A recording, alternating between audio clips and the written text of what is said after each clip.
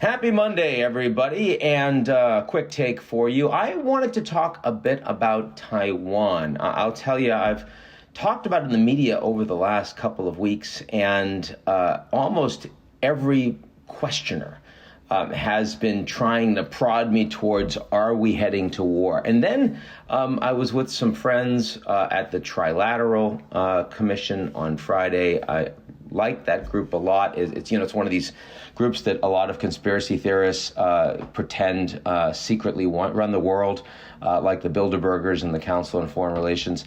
Now, having attended all three, I can tell you if they do run the world, they are not inviting me into the rooms where they're making those decisions.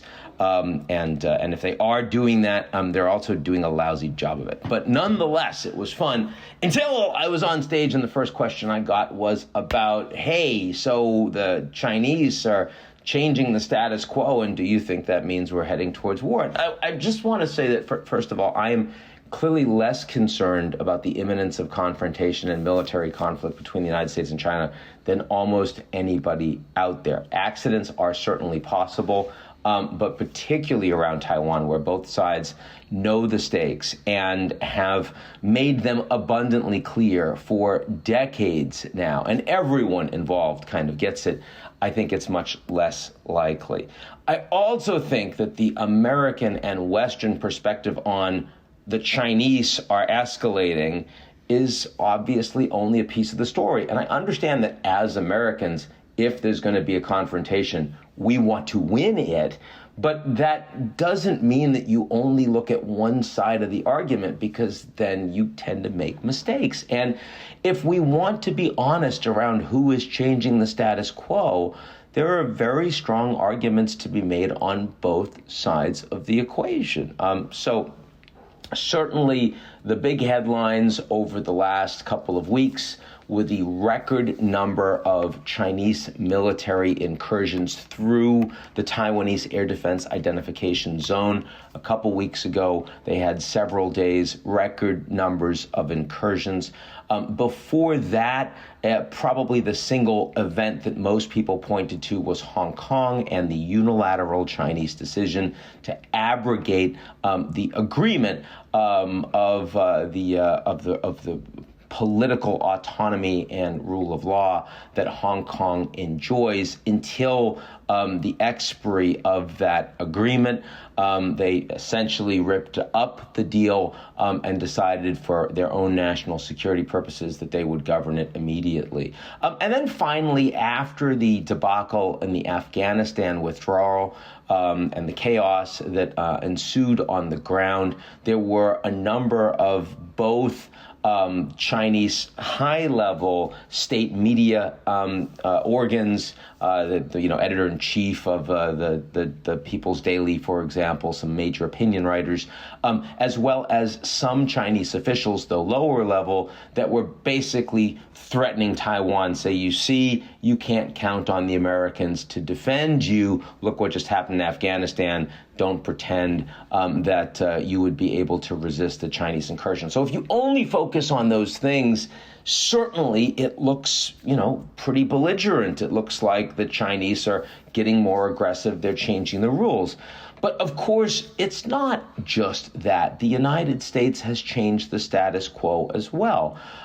There's been the secret training of special forces of the United States on the ground of the Taiwanese military for at least a year now.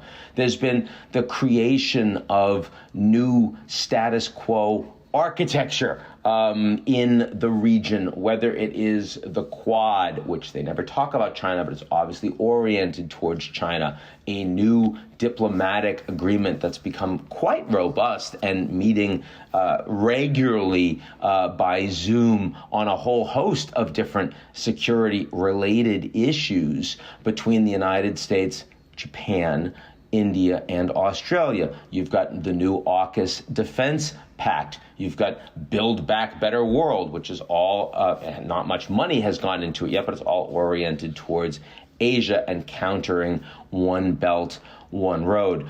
Then probably most significantly, if the Hong Kong move is the most significant move by China, the most significant move by the United States is on semiconductors and restrictions that make it very difficult for China's most important technology company, Huawei, to continue to operate in a globally competitive way, and also an effort to bring Taiwan's lead semiconductor company, which is responsible for 80% of all semiconductor exports globally, to become a trusted partner of the U.S. If that happens, they become part of the U.S. military-industrial complex. That was probably the single biggest potential change to the status quo that either side is talking about right now. And yes, the Chinese officials have said a whole bunch of things, though not Xi Jinping himself, whose statements are very similar to what they've been historically.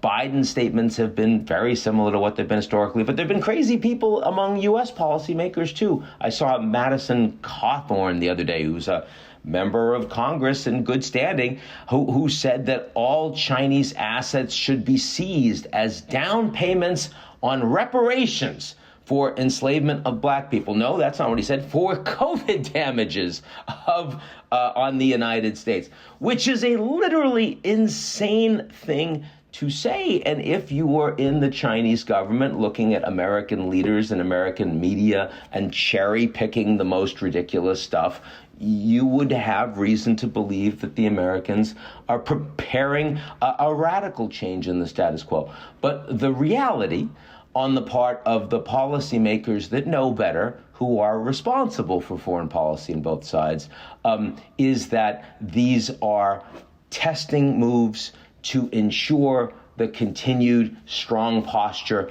of the other side. When something is that important to you, you don't just want to make sure that you're defending, but you want to make sure that the other side is equally committed. All of that has been happening. It's been happening from Washington. It's been happening from Beijing. If you ask me who has changed the status quo to a greater degree in the last year, it's probably more the United States than China.